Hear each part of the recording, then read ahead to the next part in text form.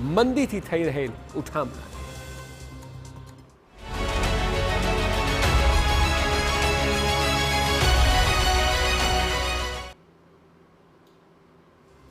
હીરાની મંદીએ અનેક રત્ન કલાકારોને પોતાના ભરડામાં લઈ લીધા, પરંતુ હવે તો વેપારીઓના પગ નીચે પણ મહામંદીનો રેલો આવ્યો છે।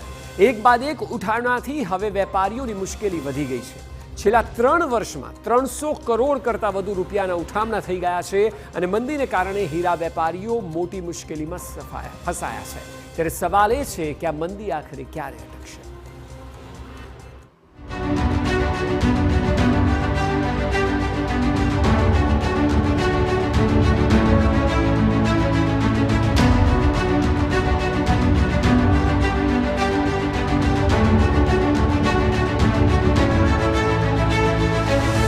છેલ્લા 3 વર્ષથી હીરાની ચમક પડી રહી છે ઝાંખી। દુનિયામાં ઉથલ પાથલ હોય કે યુદ્ધની અફરાતફરી હોય, આ ભીષણ પરિસ્થિતિમાં હીરાની મંદી દિવસે દિવસે ખૂબ જ ઘેરી બની રહી છે। ફરીવાર હીરો ક્યારે ચળકાટ મેળવશે, આ પ્રશ્ન સુરત સહિત રાજ્યમાં જ્યાં જ્યાં હીરાના કારખાનાઓ છે ત્યાં ત્યાં દિવસ રાત સંભળાઈ રહ્યું છે।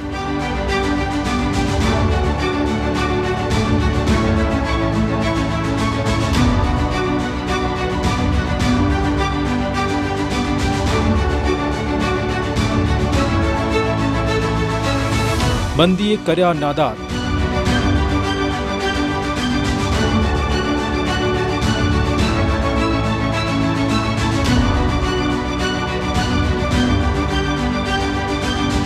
ફસાયા 300 કરોડ।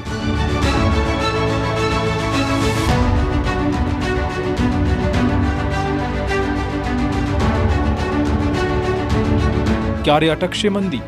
આ હીરાની મંદીએ રત્ન કલાકારોની સાથોસાથ અનેક હીરા ઉદ્યોગકારોને પણ નાદાર બનાવ્યા છે। હીરાની મંદીના કારણે અનેક વેપારીઓ ઉઠામણું કરી રહ્યા છે, કરોડોના રૂપિયા ફસાઈ રહ્યા છે અને મંદી વધુ ગહેરી બની રહી છે।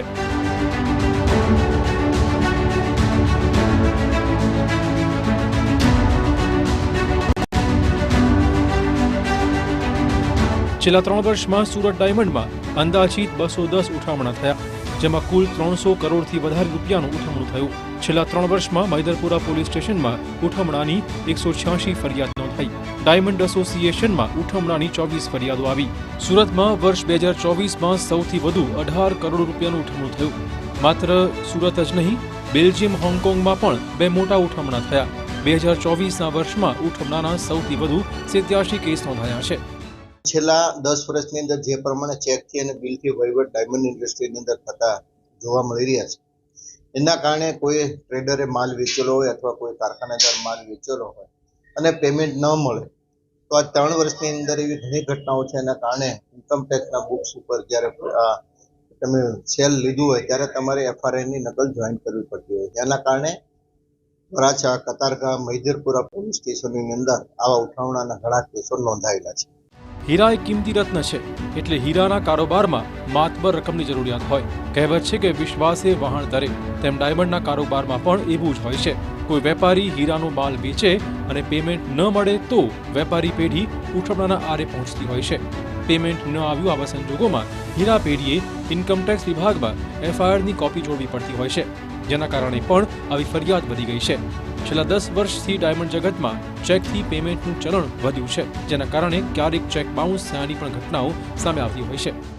जब भी व्यापार करना चाहिए तो आपको ये ध्यान रखना चाहिए कि आप जिस दलाल को माल दे रहे हो वो दलाल मार्केट में कितना पुराना है और उसका आपके पास पूरा रिकॉर्ड होना चाहिए, उसका आधार कार्ड होना चाहिए, उसका पैन कार्ड होना चाहिए और उसका आप मार्केट से कम 2 से 5 लोगों से उसका रेफरेंस लें कि इसका जो है मार्केट में पेमेंट क्या टाइम पे लेके आता है और माल किन किन लोगों को दिखाता है, इसकी जानकारी आपको होनी चाहिए। મંદીના કારણે હાલ હીરા ઉદ્યોગ વિકટ સ્થિતિમાં છે અને તેમાં ઉઠામણાઓ થાય ત્યારે અસર આખા ઉદ્યોગ પર પડતી હોય છે। આવા કેસથી વેપારીઓની શાખ અને હીરા ઉદ્યોગની પ્રતિષ્ઠાને પણ હાનિ પહોંચે છે। હીરા ઉદ્યોગકારો એવી આશા સેવી રહ્યા છે કે ડાયમંડ ઉદ્યોગમાં મંદીનું ગ્રહણ દૂર થાય એટલે આવી ઘટના અટકશે। ગત વર્ષની સરખામણીએ આ વર્ષે દિવાળી પછી શરૂઆતથી જ માર્કેટમાં થોડોક સુધાર દેખાઈ રહ્યો છે। લેબગ્રોન હોય કે રિયલ હોય એમાં આપણે અલગ નહીં કરીએ, પણ અત્યારે પૂરા રીતે પૂરા ટાઈમથી ને કારખાનાઓ, મેન્યુફેક્ચર યુનિટો ચાલી રહ્યા છે। આ જોતા એવું લાગી રહ્યું છે કે વર્ષ 2025નો બહુ સારી રીતે પસાર થશે અને તેજી આવવાની શક્યતા દેખાઈ રહી છે. 2025માં તેજીની આશા રાખવામાં આવી રહી છે. ત્યારે જો હીરા ઉદ્યોગમાં તેજી આવશે તો ઉઠમણાઓની ઘટના ઓછી થઈ શકે તેમ છે. 2022 પછી હીરા ઉદ્યોગ ખૂબ જ મુશ્કેલીમાંથી પસાર થઈ રહ્યો છે. તેજીની રાહતો દર વર્ષે જોવાય છે, પરંતુ મંદીનો માહોલ દૂર ન થતા વેપારીઓ, રત્ન કલાકારો નિરાશા જ મેળવતા હોય છે. હીરાની મંદીના કારણે અનેક રત્ન કલાકારોએ આત્મહત્યા કરી છે. રત્ન કલાકારોએ અન્ય વ્યવસાય પણ શરૂ કર્યો છે. ત્યારે 2025થી આશા છે કે આ વર્ષે હીરાની મંદી દૂર થશે અને ફરીવાર હીરાની ઝળહળાટ જોવા મળશે. સુરતથી બળદેવ સુથાર સાથે બ્યુરો રિપોર્ટ TV9.